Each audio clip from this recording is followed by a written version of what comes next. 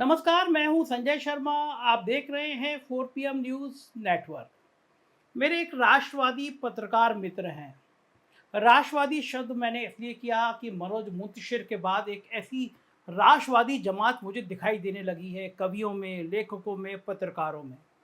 तो उन राष्ट्रवादी पत्रकार ने दिल्ली से मुझे राहुल गांधी का एक फ़ोटो भेजा, जिसमें वो मैकेनिक के संग बैठे हुए मोटरसाइकिल में कुछ काम कर रहे हैं। और बड़ी व्यंग्य की भाषा में उन्होंने लिखा कि क्या राहुल गांधी का यही काम बचा है कि वो मैकेनिक के संग बैठ जाएं, ये काम करने लगे। मैंने उनको कहा, आपने बिल्कुल सही कहा है, क्योंकि अब देश की राजनीति लाखों के सूट बदलने में, लाखों के कपड़े बदलने में खर्च होने लगी है। केवल मंचों तक सीमित रह गए हैं नेता। कई कई एयर कंडीशन मंच पर लगा दिए जाते हैं। बढ़िया बढ़िया प्रधान हर बैठक के बाद बदल लिए जाते हैं और फिर तब देश की राजनीति की बात की जाती है। तो आज का वीडियो इसी कहानी पर। उससे पहले दो सुंदर लाइनें। तुम गिराने में लगे थे, तुमने सोचा ही नहीं। तुम गिराने में लगे थे, तुमने सोचा ही नहीं। मैं गिरा तो मसला बनकर खड़ा हो जाऊंगा। मुझको चलने दो अकेला। मुझको चलने दो अकेला है अभी मेरा सफर। रास्ता रोका गया तो काफिला हो जाऊंगा। रास्ता रोका गया तो काफिला हो जाऊंगा। सारी दुनिया की नजर में है मेरा अहद वफा। सारी दुनिया की नजर में है मेरा अहद वफा। एक तेरे कहने से क्या मैं बेवफा हो जाऊंगा। ये लाइन हर उस व्यक्ति के लिए है जिसके अंदर एक दृढ़ निश्चय है, जो अपने काम में निरंतर लगा हुआ है, जिसको ये पता है कि अगर उसे रोका गया या उसके काम में बाधा पहुंचाई गई तो वो उसके लिए नहीं बल्कि उसे रोकने वालों के लिए बड़ी चुनौती बनकर खड़ा हो जाएगा। क्योंकि वो अकेला नहीं है, उसके साथ उसके अपने लोग हैं, जनता है, उसके साथ गरीब हैं, किसान हैं, युवा हैं, ट्रक ड्राइवर हैं, मजदूर हैं, मैकेनिक हैं। ये सारी बातें अगर आप वर्तमान परिदृश्य में किसी को देखना चाहेंगे और इन लोगों के साथ किसी को देखना चाहेंगे तो आपके जहन में सिर्फ एक ही नाम आएगा, राहुल गांधी। क्योंकि राहुल गांधी इस समय एकमात्र राजनीति के वो शख्स हैं जो आपको गरीबों, किसानों, मजदूरों, युवाओं, महिलाओं, ट्रक ड्राइवरों, मैकेनिक, बच्चों, हर किसी के साथ खड़े दिखाई देंगे। उनकी समस्याओं को सुनते और समझते हुए नजर आएंगे। इसलिए भारतीय जनता पार्टी और साहिब के सामने राहुल गांधी एक बड़ी चुनौती बनकर खड़े हो गए हैं। 2004 में जब राहुल गांधी राजनीति में एक्टिव हुए थे, तब से लेकर अब तक भारतीय जनता पार्टी राहुल गांधी को एक इनमैच्योर और नॉन सीरियस समझती रही। कभी राहुल गांधी को सैकड़ों हजारों करोड़ खर्च करके पप्पू बना दिया गया, तो कभी उन्हें शहजादा या राहुल बाबा कहकर भाजपा ने राहुल की मजाक बढ़ाई और उन्हें अंडर एस्टिमेट करने का प्रयास किया। यही वजह रही कि राजनीति में 2 दशक बिताने के बाद और उम्र के 50 वसंत पार कर लेने के बाद भी राहुल को अपर पक्व ही बताया जाता रहा। लेकिन पिछले साल सितंबर से राहुल गांधी ने जब भारत जोड़ो यात्रा शुरू की और कन्याकुमारी से लेकर कश्मीर तक पैदल चलकर उन्होंने अलग अलग राज्यों से गुजर कर भारत के लोगों से मुलाकात की, उनसे मिले, लोगों की समस्याओं को सुना और जाना, तब से राहुल गांधी की छवि में बदलाव होना शुरू हो गया। और तब से लेकर अभी तक राहुल गांधी कुछ ना कुछ ऐसा करते हुए नजर आ रहे हैं जिसके चलते वो लगातार भारतीय जनता पार्टी द्वारा बनाई गई छवि से बाहर आते हुए नजर आ रहे हैं। अपनी एक नई छवि बना रहे हैं जो साहेब और भाजपा के लिए चुनौती बनती जा रही है।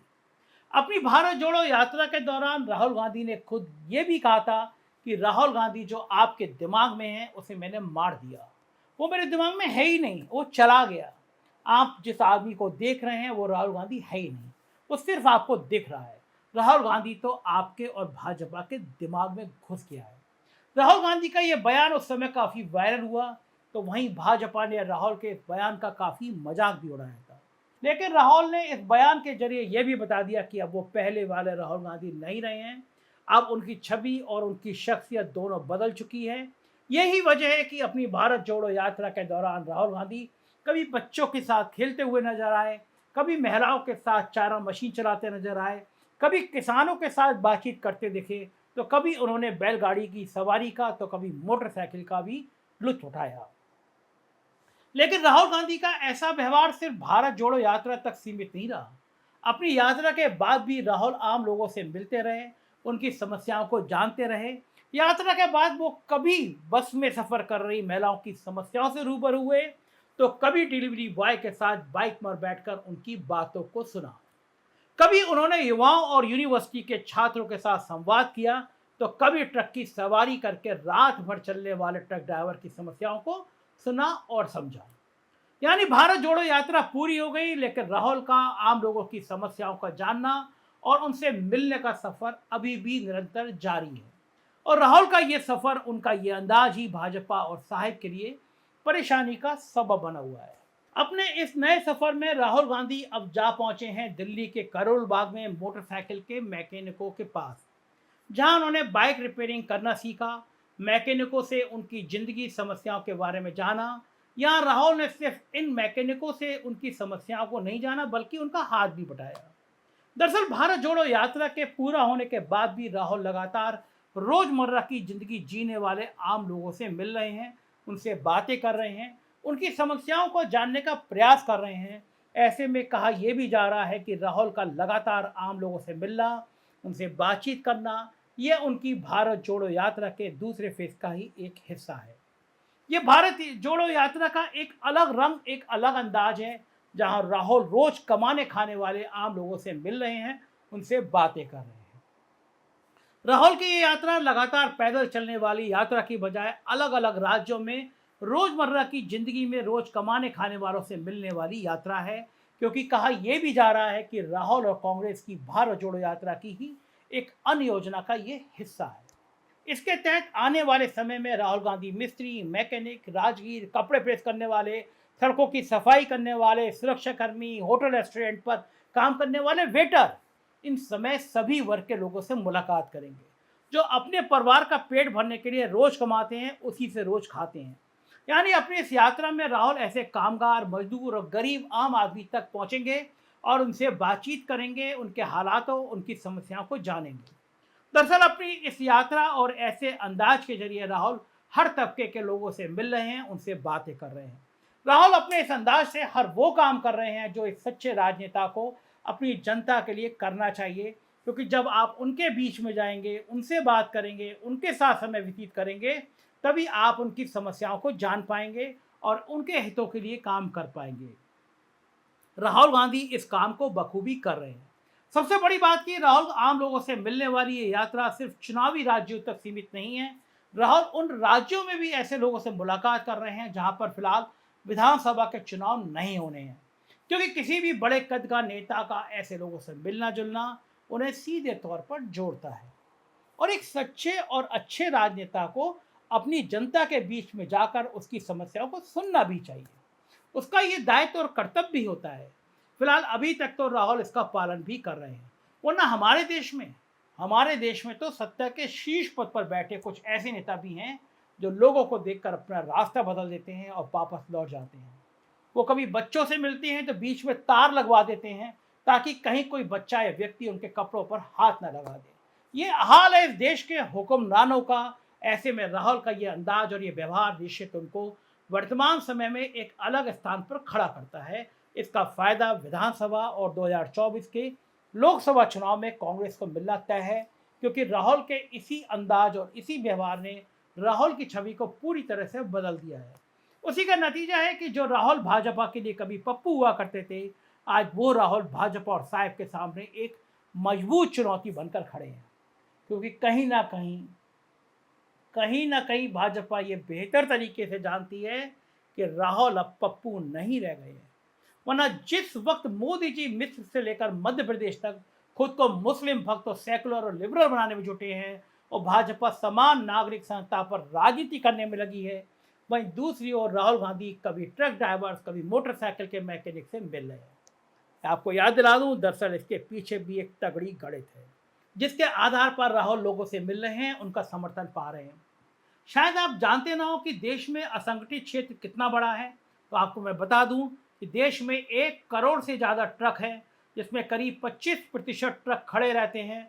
All India motor transport Congress के महासचिव एन के गुप्ता के इन आंकड़ों के अनुसार देश में करीब 70 से 75 लाख ट्रक ड्राइवर हैं।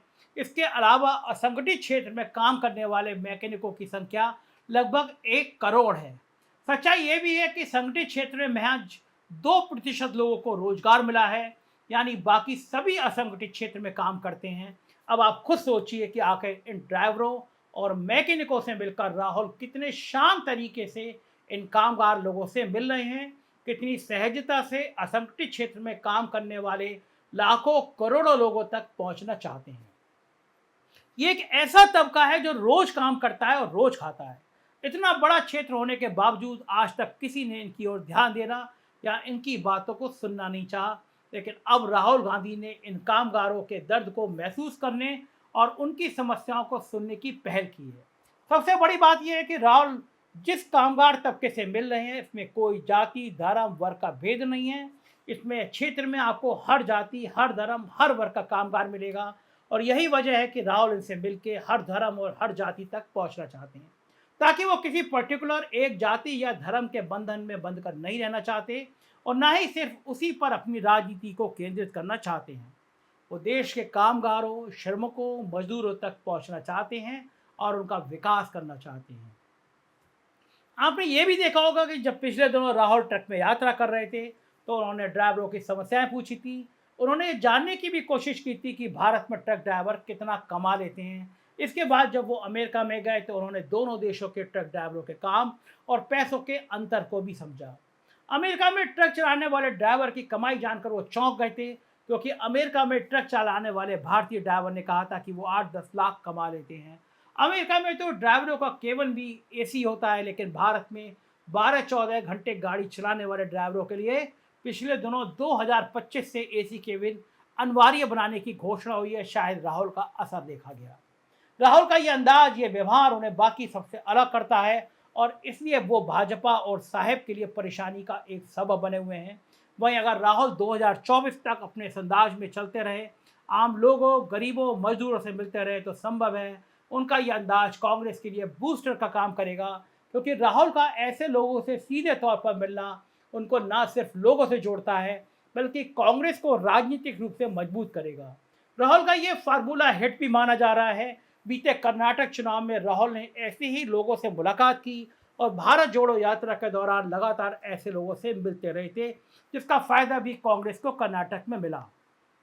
इसलिए कमाने खाने वाले लोगों से मिलने के फार्मूले पर पार्टी लोकसभा के चुनाव के नजरिए से बड़ी फील्डिंग सजा रही है, क्योंकि राहुल गांधी जिस तरह से समान लोगों से मिलते हैं उससे उन लोगों का हौसला तो बढ़ता ही है, साथ ही में राहुल को उनकी समस्याओं से रूबरू होने का एक मौका देता है।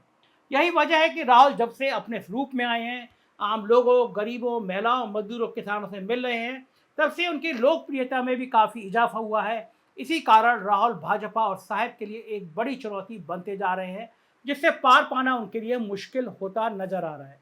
फिलहाल अब कांग्रेस का 2024 में इसको कितना फायदा मिलेगा, यह आने वाला वक्त बताएगा। लेकिन आज स्मृति ईरानी जिस तरह राहुल गांधी पर हमलावर थी कि अमेरिका में इनसे मिले, वो जाहिर है कहीं ना कहीं भाजपा में राहुल का बढ़ता हुआ कद साबित कर रहा है। तिलमिलाए हुए हैं साहेब और तिलमिलाए हुए हैं साहेब के भक्त, लेकिन राहुल गांधी हैं वो तो चलते ही जा रहे हैं। क्या होगा राजनीति का, ये मैं आपको बताता रहूँगा। देखते रहिए 4PM। कुछ राज्यों की खबरों के लिए राज्य के चैनल हैं 4PM UP, 4PM Bihar, Gujarat, Karnataka, Maharashtra, उन्हें भी सब्सक्राइब करिएगा। अपना प्यार बनाए रखिएगा। हमको फेसबुक और ट्विटर पे भी फॉलो करिएगा। हमारा आपका प्यार मिलेगा तो हम और अच्छे से काम करेंगे। शुक्रिया, थैंक यू।